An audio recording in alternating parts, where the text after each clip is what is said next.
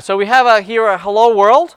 Node.js application doesn't really do much. And again, what's interesting is, in a Node.js application is not really what JavaScript can do, right? But it's all the great libraries and modules and plugins that have been generated by a very vibrant open source community.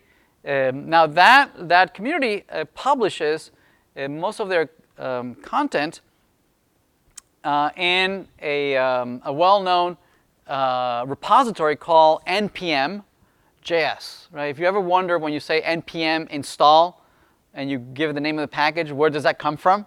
Well, it comes from here, npmjs.com, right? This is a community, folks, that if you have a package that you think might be worth for other folks to use, you can publish it here at NPM, right? And other folks can use it. They would type in npm install your great package, all right? And there's tons and tons of packages here freely available that you can install using npm, right? And one of the one of the packages that has become one of the more popular ones, right, is one that is very specific to our particular interests, right? In the mean stack, right? If you remember that mean, the E in mean, right, stands for Express, right? Express happens to be one of the most popular Node.js packages available in the npm community. So if you type here Express, this is the library, the Express library, right? And there's many other libraries that just add to the Express library. You know, it's kind of extended, given additional powers, additional features. But the core is the Express library right here, Express. Okay, so weekly downloads, 5 million weekly downloads. So it's very, very popular. It's very, very busy. Folks are always updating, adding to it, and maintaining it. Okay, and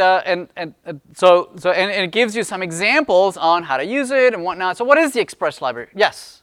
Just a general question about the stuff that's on like npm.js. Is it like regulated somehow, or like if any layman wanted to post something up there, you could, and it's just like Not regulated at all. Yeah, it's anybody can publish anything. It's ideally you want to keep track of what folks are saying about it in the community, and they keep track of badges on how is it performing in the community. Folks will thumbs up, thumbs down, that will review over this. So it's self-policing. Yeah, it's very self-policing. Yeah. Also, so it gives you a little bit of example on how to install, how to use it, a little example on how to install it, right? How to configure it, and this is exactly what we're going to be doing, right? We're going to be just using it. So what is it? What is npm? What is Express? So Express okay. So Node.js all by itself, it's very uninteresting, right? It's just an interpreter for JavaScript. That's all it does, right? You give it JavaScript and it executes at the desktop. Right? That's not very inspiring. But what Express does, it's a library that allows you to, in just a couple of lines of code, in 3-4 lines of code, is set up a running server. A running HTTP server, okay? It abstracts from you, right, and it simplifies creating servers, creating web services, right? The web services that we were creating using Java, with the routes and whatnot. Yes. Well, if you thought that was easy, well, maybe you did. I don't know. I'm not sure. Well, this is even easier. Okay, it's trivial. Right, so let's do that. Let's play around with that. Okay, let's see how we can do that. All right, so let's install it. We'll do an npm install express. All right, let's install it. So let's go here, and if we paste that, Now, all by itself, it's going to download, install, and add it to this to our locally here. But notice before we do that, let's see what we have locally. So notice that we have just hello.js and package.json plus this .idea, right? That's from that's from the IDE. It's adding that, right? But when we do an npm install, oops, sorry. Right, notice that it downloads the package just like any other package.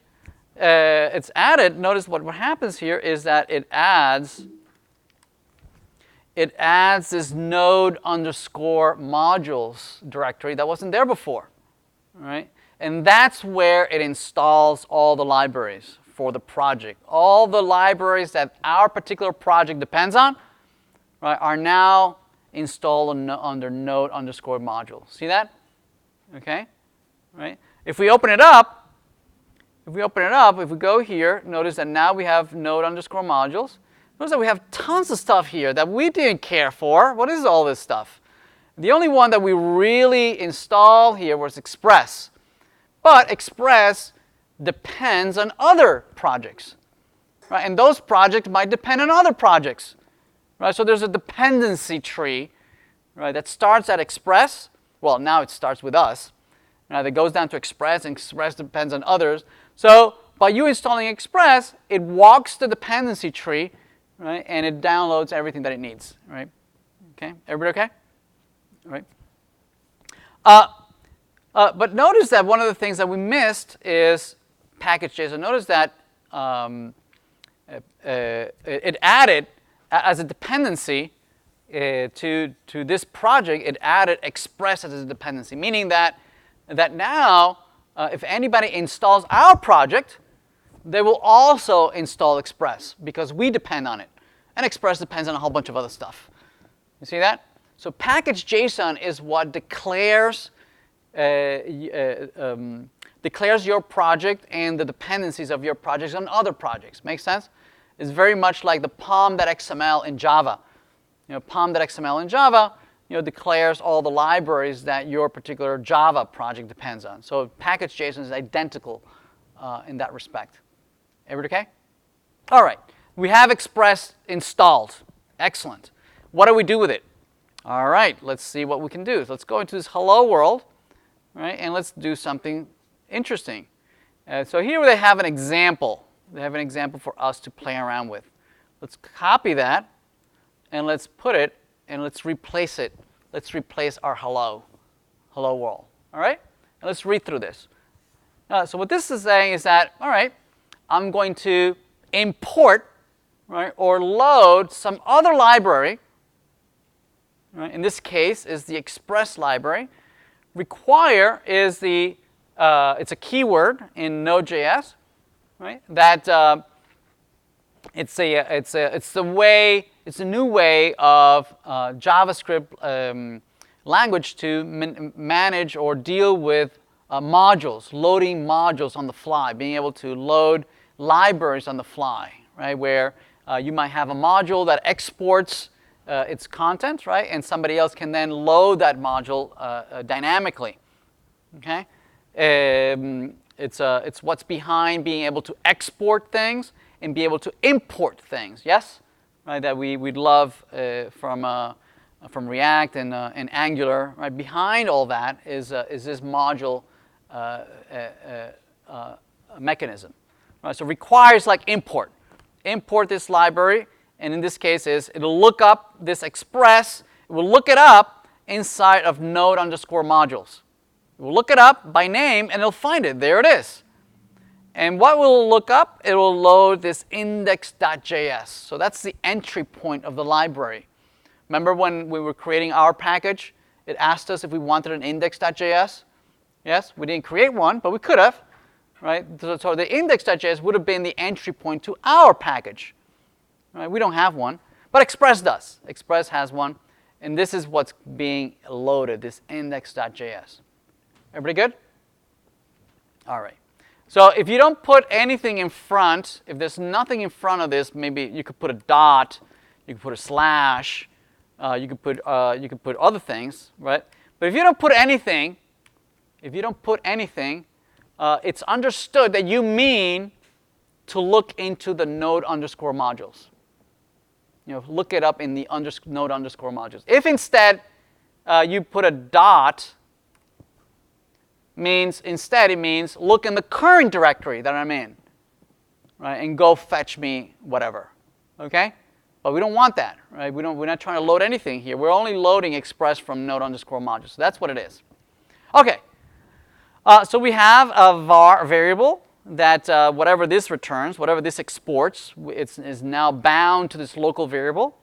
Here we are calling it. It's a function actually that in JavaScript it's like saying instantiate something, call it, say whatever that returns. It's a function that returns something.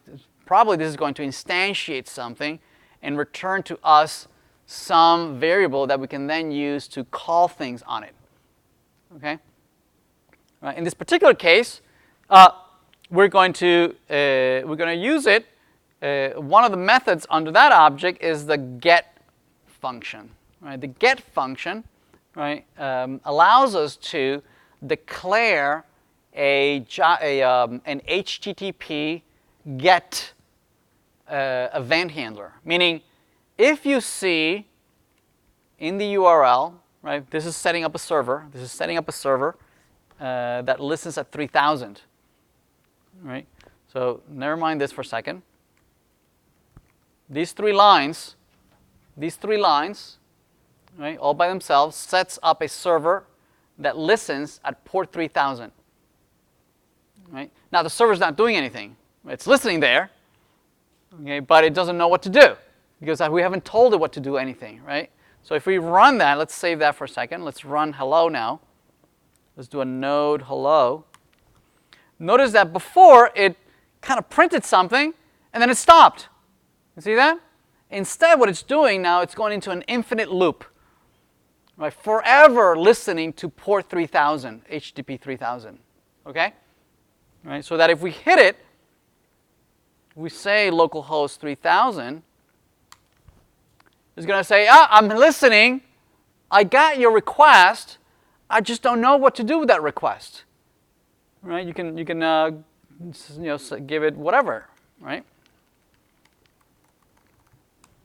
Okay, so there's nothing mapped to that. There's nothing mapped to that URL. What should I do? I don't know. But I know there's somebody listening because it responded with an error saying, I don't know what to do with that URL. Okay? So instead, what we could do is say, well, we can configure what do we want to happen.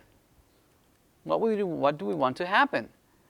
For instance, if you see in the URL, /hello, this is what this says. This is what this says. If you see an HTTP GET whose URL is /hello, execute the following function. Right? Execute the following function. It's an anonymous function. Right? I will pass you a request and a response. Right? So Express will parse the request. It will pass the response. And you can use the response to respond back, send back a hello world. Right? That's what this says. Everybody okay? Everybody good? Yes? So would that not be modernized to ES6 style, or it's just... Not in Node.js, no. Node.js doesn't recognize... We could use things like Babel that will transpile, a TypeScript or EJS6 to transpile it down to this, but typically you don't. Yep. Yeah, so this is server side, yes. It's bare bones JavaScript. All right. Okay, so we have that. Let's rerun the server. Let's stop it. Let's rerun it. Now it's listening at 3000 again. But now we have something mapped to hello. We still don't have anything mapped to this garbage, right? It'll still say, I don't know what to do with that. But we know that we have at least something mapped to hello. Right? Notice that hello is now executing that function that it's sending something back to us that says hello world. Everybody okay? Everybody good? And basically that's it. That's all Express is. Right? Express is an API. It's a module that lets you very, very easily set up a server and start serving up data, right, or information from a server, right? And in 3-4 lines of code, we have a running server, responding to requests, right, which is pretty cool, right? You don't have to send strings. You can send a whole JSON object. You can say message hello world. You can send a JSON object. We can stop this, stop the data, the server, run it again, reply.